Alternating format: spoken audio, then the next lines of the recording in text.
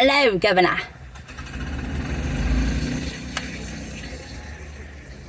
As soon as I start a video. Okay, keep on going. Welcome, everybody. Welcome to Ron-N-Mel. Just coming by to give a little bit of a life update. Yeah, so where do I start?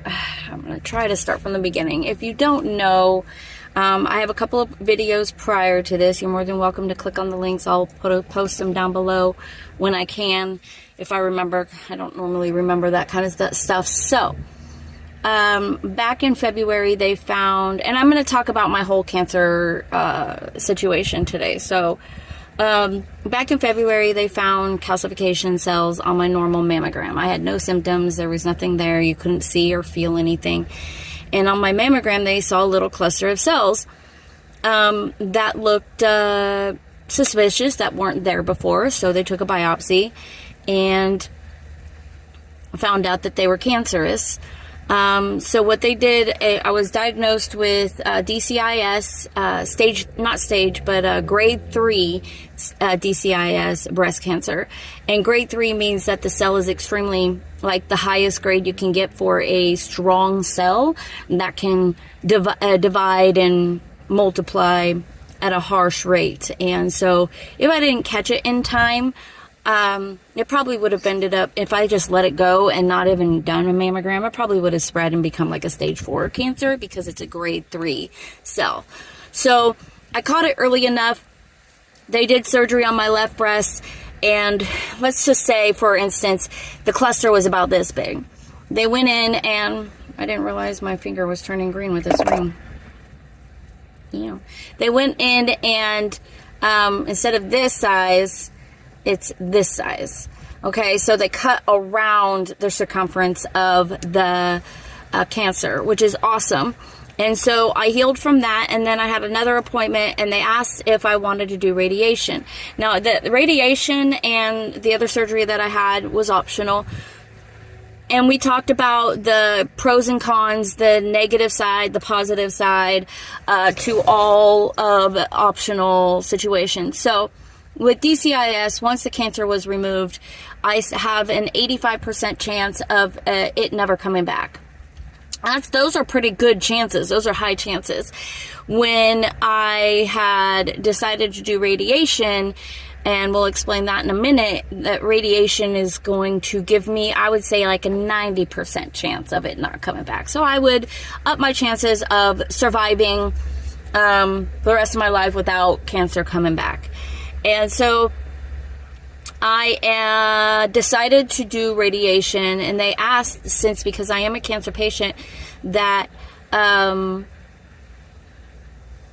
if I wanted a breast lift or breast implants. I chose a breast lift. I didn't get implants. And so about a week and a half ago, I had a breast lift. And the reason why they did it before radiation, because I still have to do radiation, is because my left side was a little bit deformed due to the surgery.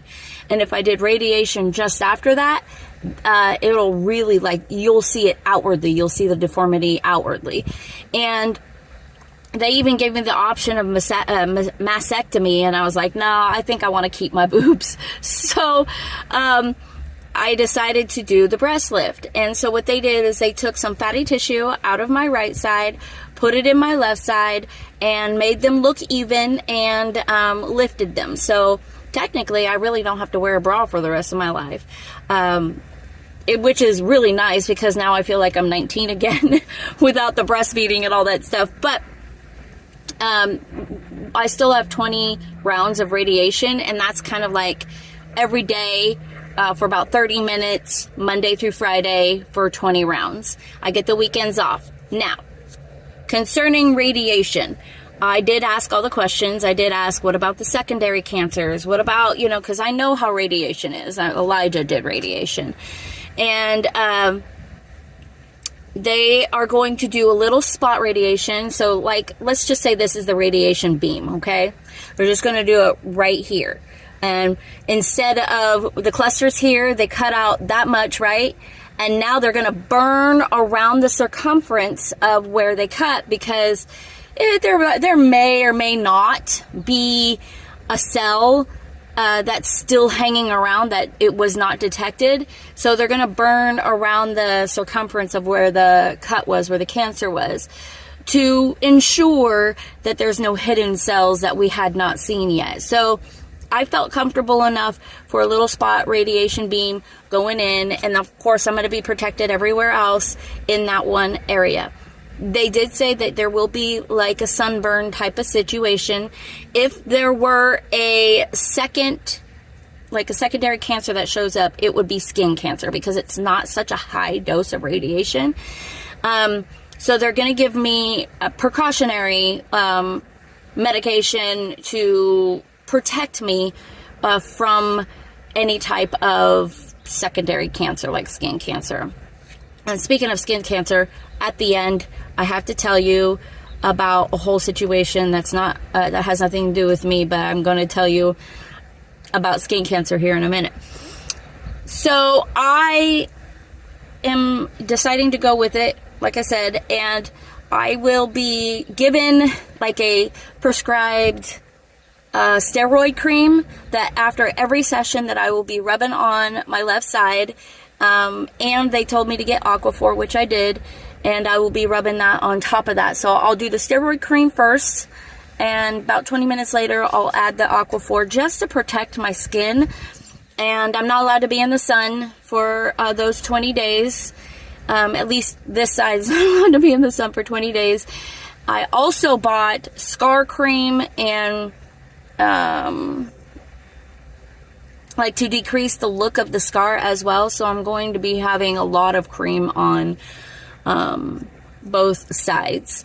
So I am doing radiation. I don't know when I start it yet, but that's the update for now. So we got rid of the cancer, which was 100% clear as far as we can see or read. And then I did the breast lift last Wednesday. And then I am going to do the radiation. So that's the update with me. I am feeling really good. I am in a lot of pain. I've had to take certain medications to keep it under control. But pain comes with the territory. But I'm doing really good. I'm happy to be on this side of cancer and treatments that I'm going to be done. At least by the beginning of June, I'm going to be completely done. And just in time for summer, and go enjoy my summer and the rest of my life. So that's the update from me. As far as Mr. Ronnie Mainville goes, Mr. Ronnie Mainville had a little spot on his back for a long time. It was a pretty big freckle. And I just recently realized, hey, that got bigger, and it was on so he had surgery on his left shoulder for his rotator cuff, right? There's videos of that here. But this is on the right side. I'm like, you might want to go get that checked. Lo and behold, we went to the doctor and had it checked, and it's an extreme invasive skin cancer. So Ronnie ended up getting skin cancer, and they went in like super deep into his shoulder and removed all of it. And they said if he didn't catch it, that it would have spread all over. So we caught that. Now he has to go to the doctors to have his body checked to see if there's any new markings, and it's been documented. So I don't understand why we have the curse of cancer in our family. We're good people. We don't mess around with being dishonest and, like the government or people in high places. We're not, we're good people. And I don't understand why we got hit with such a nasty card in life. And yeah, we're survivors. We're warriors. We got this. I get it. We're strong. We can handle it. And it's not something that I want, not something anybody wants, but who wants to have that card dealt in their life? Like, it's so stupid. So I'm glad that we are keeping ourselves updated with the doctors and making sure that we're okay, because we still have Caden, and we want Caden to be able to have his parents around for a long time too. So, and I think Caden's going to need a doctor's appointment here soon too, because he hasn't had a checkup in years. And so it's time for Caden to get a doctor's checkup, which that'll happen sooner or later. But